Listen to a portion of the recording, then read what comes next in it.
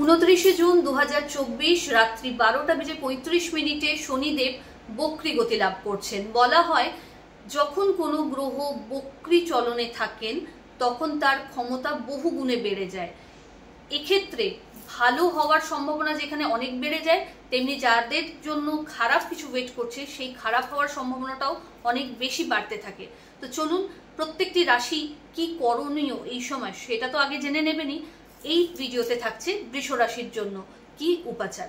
বৃষ রাশির জাতক জাতিকার ক্ষেত্রে এই সময় দেখা যাবে যে কোনো না কোনো কারণে আপনাকে হসপিটালাইজেশন ফেস করতে হচ্ছে। হতে পারে যে কোনো আপনার নিজের ট্রিটমেন্টে গেলেন, কিংবা কোনো মানে গুরুস্থানীয় ব্যক্তি বা ক্লোজ কারোর জন্য আপনাকে all of sudden hospital visit করতে হলো। সেকেন্ড, মুখমণ্ডলের কোনো প্রবলেম এই সময় মাথাচাড়া দিতে পারে, মানে দাঁত রুট ক্যানেলিং করানো, চোখের কোনো প্রবলেম, কানের হিয়ারিং একটা প্রবলেম, এরকম কিছু হতে পারে।